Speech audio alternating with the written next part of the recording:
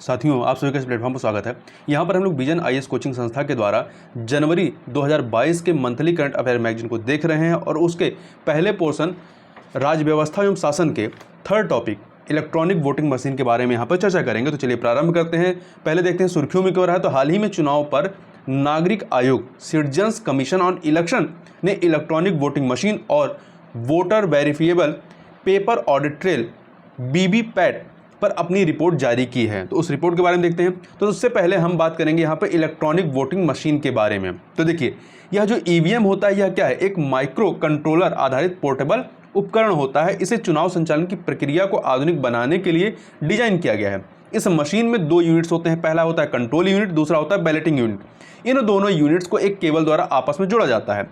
EVM चलाने के लिए बिजली की आवश्यकता नहीं होती है। यह सार्वजनिक क्षेत्र के निम्नलिखित दो उपक्रमों के सहयोग से निर्वाचन आयोग द्वारा असेंबल की गई एक साधारण बैटरी पर चलती है।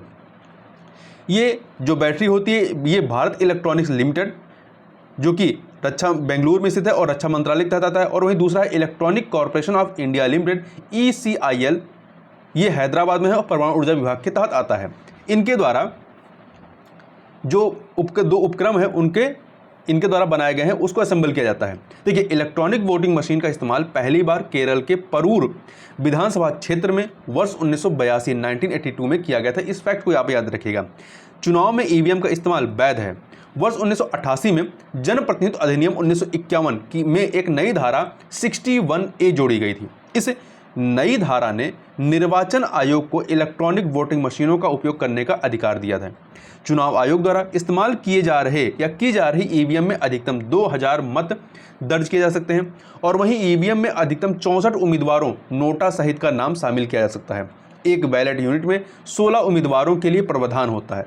मतपत्र में उम्मीदवारों के नाम वर्णमाला के अनुसार अर्थात अल्फाबेटिकल दर्ज किए जाते हैं। इसमें सबसे पहले राष्ट्रीय राजनीतिक दलों के उम्मीदवारों के नाम होते हैं, उसके उपरांत अन्य पंजीकृत राज्य दलों के उम्मीदवारों के नाम होते हैं। अब बात करते हैं voter verifiable paper audit trail VVPAT के बारे में। तो देखिए, वीवीपैट इलेक्ट्रॉनिक वोटिंग मशीन से जुड़ी एक अन्य स्वतंत्र मशीन है। यह मतदाताओं को वोट सत्यापित करने में मदद करती है। वोट डालने के बाद एक पर्ची छपती है। इसमें उम्मीदवार का क्रमांक, नाम और चुनाव चिन्ह होता है। यह पर्ची 7 सेकंड के लिए एक विंडो के माध्यम से दिखाई देती है। इसके बाद छपी हुई पर्ची स्वतः वीवीपैट के सीलबंद ड्रॉप बॉक्स में आ जाती है। वीवीपैट से जुड़ी हुई कुछ चिंताएं भी बताई गई हैं। जैसे रिपोर्टों से पता चलता है कि बहुत खराब मौसम में वीवीपैट के सही से कार्य न करने की आशंका बढ़ जाती है। वहीं चूंकि वीवीपैट एक सामान्य प्रोसेसर, एक मेमोरी और एक प्रिंटर इकाई है, ऐसे में इसे हैक होने का खतरा रहता है। तीसरा, मतदाताओं को उनका वोट सत्यापित करने के लिए दिया गया जो समय 7 सेकंड है वो काफ़ी कम है। अब बात कर लेते हैं ईवीएम के जो उपयोग के जो लाभ हैं उनको देख लेते हैं, फिर उनसे संबंधित चिंताओं को भी देखेंगे। तो लाभ को देखें तो पहला है प्रक्रिया का अधिक सरलीकरण। देखिए, इसमें किसी को बैलेट पेपर या मोहर लगाने और उसे बैलेट बॉक्स में डालने की आवश्यकता नहीं होती है। मतदाता के पास यह जानने के लिए श्रव्य और दृश्य दोनों संकेत उपलब्ध हैं कि उसका वोट सही ढंग से दर्ज हुआ है या नहीं। दूसरा, मतदाताओं की पसंद का अधिक प्रमाणिक और सटीक रूप। ईवीएम अमान्य वोटों की संभावनाओं को पूरी तरह से समाप्त कर देते हैं जो कि पेपर बैलेट के दौरान बड़ी संख्या में देखे जाते थे। वहीं तीसरा, सुरक्षित stand alone machine. EVM hack नहीं की जा सकती क्योंकि यह स्टैंड अलोन मशीन है। यह मतदान के दौरान किसी भी समय इंटरनेट और या किसी अन्य नेटवर्क से नहीं जुड़ी होती है, इसलिए हैकिंग की कोई संभावना नहीं है। चौथा, अधिक बचत। देखिए, ईवीएम के इस्तेमाल से हर चुनाव के लिए लाखों मतपत्रों की छपाई बंद हो गई है। इससे पेपर छपाई, परिवहन, भंडारण और वितरण की लागत में भारी बचत होती है। अगला है त्वरित मतदान या मतगणना प्रक्रिया।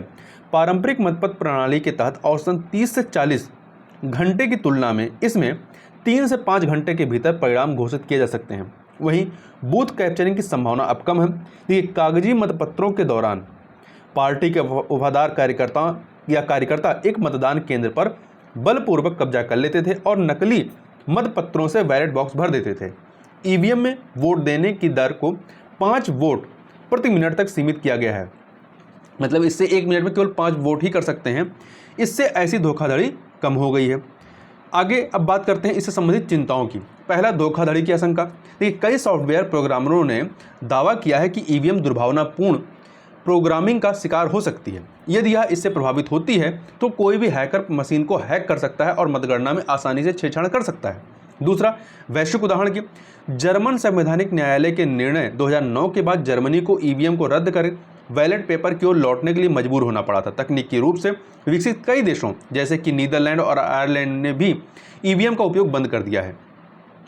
आगे देखते हैं। तीसरा है गोपनीयता की कमी। देखिए, बैलेट पेपर व्यवस्था के तहत मतगणना से पहले सभी बूथों के मतपत्रों को एक साथ मिला दिया जाता था और ताकि उम्मीदवारों को यह पता ना चल सके कि किन बूथों से उनके पक्ष या विपक्ष में मतदान किया गया है। ईवीएम के मामले में उम्मीदवार यह जानने की स्थिति में होते हैं कि उन्होंने प्रत्येक मतदान केंद्र में कैसा प्रदर्शन किया है। कोई उम्मीदवार इन जानकारी का दुरुपयोग कर सकता है। अगला है भंडारण और गणना संबंधी चिंताएं। ईवीएम को विभिन्न स्थानों पर विकेंद्रीकृत तरीके से रखा जाता है। सुरक्षा विशेषज्ञों का कहना है कि वोटिंग मशीन को उनके संपूर्ण उपयोग की अवधि तक सुरक्षित परिवेश में रखा जाना चाहिए। निष्कर्ष रूप में क्या कह सकते हैं कि देखिए, समय समय पर राजनीतिक दलों ने ईवीएम पर संदेह प्रकट किया है। ठीक है, संदेह प्रकट किया है। उन्होंने आरोप लगाया है कि इसे हैक किया जा सकता है या इसके साथ छेड़छाड़ की जा सकती है। इस तरह ईवीएम की विश्वसनीयता पर सवाल उठाया जाता रहा है। चुनावी लोकतंत्र में स्वतंत्र और निष्पक्ष चुनाव मतदाताओं की प्राथमिकताओं को एक राजनीतिक जनादेश में बदल देते हैं। यह जनादेश ही नीति निर्माण का आधार बनता है। अधिक सटीक और कुशल मतदान प्रक्रियाएं लोकतांत्रिक संस्थाओं की क्षमता बढ़ाती हैं। वहीं अतः निर्वाचन आयोग को विभिन्न पक्षों द्वारा उठाई गई चिंताओं को दूर करना चाहिए। साथ ही स्वतंत्र एवं निष्पक्ष चुनाव कराने में इलेक्ट्रॉनिक वोटिंग मशीन की विश्वसनीयता के संबंध में अधिक पारदर्शिता लानी चाहिए। कुछ अन्य बातों की बात करें तो देखिए, ईवीएम की विश्वसनीयता बढ़ाने के लिए निर्वाचन आयोग की जो पहले हैं इनिशिएटिव उनकी बात करें तो पहला है अत्यधिक पारदर्शिता और विश्वसनीयता लाने के लिए सभी मतदान केंद्रों पर ईवीएम के साथ वीवीपैट मशीनों का उपयोग किया जाता है। दूसरा, निर्वाचन आयोग ने वीवीपैट पर्चियों की गिनती पर राजनीतिक दलों द्वारा दिए गए सुझावों को भी ध्यान में रखा है। अब वीवीपैट पर्चियों के एक निश्चित प्रतिशत की गणना की जाती है। तीसरा, निर्वाचन आयोग ने एक चैलेंज का आयोजन किया था। इसके तहत राजनीतिक दलों को इस बात की चुनौती दी गई कि वे दिखाएं कि किस तरह ईवीएम से छेड़छाड़ की जा सकती है।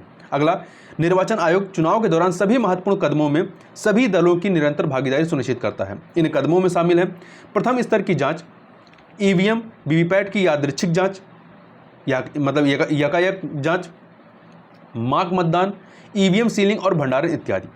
कुछ अन्य चीज़ों को देखें। देखिए, ईवीएम द्वारा प्रयोग में लाए जाने वाले वोटिंग उपकरण इलेक्ट्रॉनिक वोटिंग मशीन यहाँ पे इस प्रकार से होते हैं। ये आपका कंट्रोल यूनिट है, ये वीवीपैट है और ये बैलेट यूनिट ईवीएम है। देखिए, चुनाव आयोग बार बार यह क्यों कहता है कि भारतीय ईवीएम को हैक या उसमें हेरफेर नहीं किया जा सकता है, उसको भी देखते हैं क्या रीजन है। देखिए, एक फैक्ट और याद रखिएगा कि लगभग सभी राजनीतिक दलों ने ईवीएम में हेरफेर के बारे में संदेह व्यक्त किया है। दुनिया भर में पेपर बैलेट अधिक लोकप्रिय हैं। केवल 25 देश ही ईवीएम का प्रयोग कर रहे हैं। पहला, 275 सुरक्षा संबंधी प्रोटोकॉल ईवीएम को हेरफेर से सुरक्षित बनाते हैं। इंटरनेट सुविधा के अभाव के कारण यह वाईफाई, ब्लूटूथ, वायरलेस सिग्नल से नहीं जुड़ पाता है। तीसरा, इसे अत्यंत सुरक्षित परिस्थितियों में उत्पादित और तैयार किया जाता है। चौथा, ईवीएम चिप में सूचनाओं को केवल एक बार डाला जा सकता है या इनक्रिप्टेड होती है, अतः इसमें सूचनाओं को पढ़ा या ओवरराइट नहीं किया जा सकता है। परिवहन और भंडारण के समय इनकी सख्त सुरक्षा की जाती है। इसके अतिरिक्त किसी भी उम्मीदवार को आवंटित किए गए बटन की जानकारी उम्मीदवारी वापस लेने तक की तिथि तक नहीं होती है। अलग अलग निर्वाचन क्षेत्रों में दल को आवंटित बटन का क्रम अलग अलग हो सकता है। चुनाव शुरू होने के पहले राजनीतिक दलों के प्रतिनिधि वीवीपैट के माध्यम से ईवीएम बटन की विश्वसनीयता की जांच करते हैं। वहीं ईवीएम में त्वरित अवैध मत नहीं डाले जा सकते हैं क्योंकि प्रत्येक वोट को पंजीकृत होने में 7 सेकंड का समय लगता है और किसी भी गड़बड़ी का सरलता से पता लगाया जा सकता है। तो इस वीडियो में बस इतना ही। नेक्स्ट वीडियो में हम लोग बात करेंगे निजी क्षेत्र में स्थानीय आरक्षण के संबंध में।